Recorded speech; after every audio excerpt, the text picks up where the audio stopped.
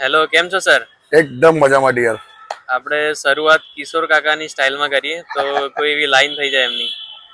બસ આમ મજા કરો, ફટાકડા ફોડો, જીવનમાં વાહ મોટા મોટા ફોડો, જલસા કરો.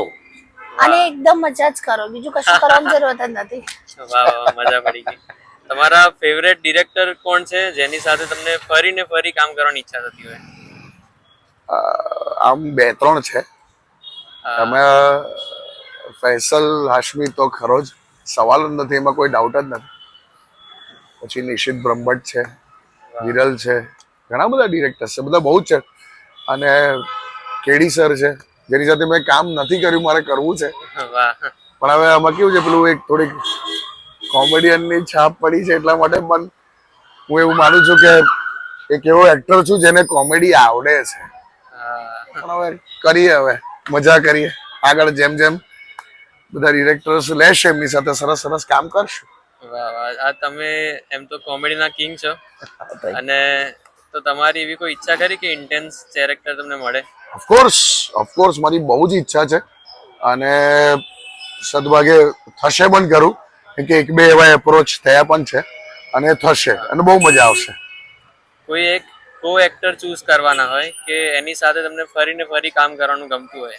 બહુ અન્યાય ના કરીશ, એક નથી, બધા અસંખ્ય એક્ટર્સ છે, અને જબરા જયલો છે, જયેશ મોરે છે, હેમેન ત્રિવેદી છે, પ્રેમ ગઢવી છે, વાહ. આપણે આપણે હેમાંગ છે, બંને નાનો હેમાંગ મોટો હેમાંગ છે,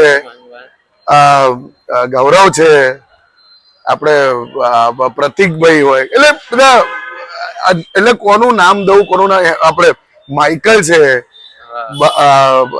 આપણો ભવ્ય ગાંધી છે, કોઈ બાકી જ નથી. એમ એવરી વન બધા સાથે કામ કરવાનું મન થાય છે, કે બધા જ બહુ જ મસ્ત માણસો છે. 100%. અપકમિંગ પ્રોજેક્ટ્સ કયા આવી રહ્યા છે તમારા? ઘણા છે. હમણાં બે તો અમે જે ઓસ્ટ્રેલિયામાં શૂટ કરી, એ જ્યાં જ્યાં વસે ગુજરાતી, અને એના પહેલા જે શૂટ કરી ચિકાસો, એ બે અપકમિંગ છે તરત જ. અને પછી સેવાભાવી, એ કદાચ ડિસેમ્બરમાં રિલીઝ થશે. પછી અત્યારે સેટ પર આપણે છે, મુલાકાત થઈ છે, એ ચિલ્ડ્રન ફિલ્મ છે, અને મને બહુ જ એવી ઈચ્છા હતી કે મારે બચ્ચાઓ સાથે કામ કરવું છે. સો આ નિશિતભાઈની ફિલ્મ છે, હિપી ફુર્રે. અને પછી પાછું જાન્યુઆરીમાં પણ એક નિશિતભાઈની બીજી એક ફિલ્મ છે, પીધા પછી, એવું છે. પછી ફેબ્રુઆરીમાં એક સરસ ફિલ્મ છે, જે તમે પોસ્ટર જોયું હશે, હિતુ સર અને મારું, અને ચકબૂમ નામની, જે આખી લંડનમાં શૂટ થવાની છે, અને પછી ફાટીને 2 થશે. સો બધી અપકમિંગ છે, બહુ ધમાલ, બધી મસ્તી વાળી છે બધી ફિલ્મો, અને I am super excited to do that. Upcoming actors માટે કોઈ ટીપ આપવા માંગશો તમે? અપકમિંગ એક્ટર્સ માટે ઓફકોર્સ જો કન્સિસ્ટન્સી મેન્ટેન રાખજો. એવી કોઈ ડિપેન્ડન્સી હવે રહી નથી કે આપણે કોઈ મોટા મોટા પેલા પ્રોડક્શન હાઉસની બહાર લાઈન લગાડીને ઉભું રહેવું પડે, બીકોઝ તમારી પાસે યુટ્યુબ છે, તમે તમારી ચેનલ સ્ટાર્ટ કરીને એકવાર ટેલેન્ટ બતાવો. બીજું એ કે ઓડિશન્સ આપો, અને તમને ફેસબુક પર કે ઇન્સ્ટાગ્રામ પર મળતું જ હોય છે ઇન્ફોર્મેશન. અને ખાસ ધ્યાન રાખજો, ઓડિશનના પૈસા લેવામાં નથી આવતા, એટલે કોઈ જગ્યાએ ભરાતા નહીં. ત્રીજી વસ્તુ કે રિધમ રાખજો, એકાદ ઇન્સ્ટ્રુમેન્ટ શીખો. દરેક એક્ટરને હું એમ કહું છું કે એકાદ ઇન્સ્ટ્રુમેન્ટ શીખો. સુર, તાલનું, લયનું, ટાઈમિંગનું તમને નોલેજ ત્યાંથી જ મળશે.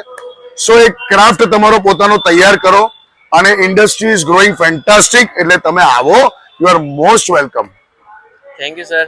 Thank you dear, love you. અને મિંગલની આખી ટીમને લવ યુ ગાઈઝ. મજા કરો, આ કરો, તમે મજા કરો. Thank you so much.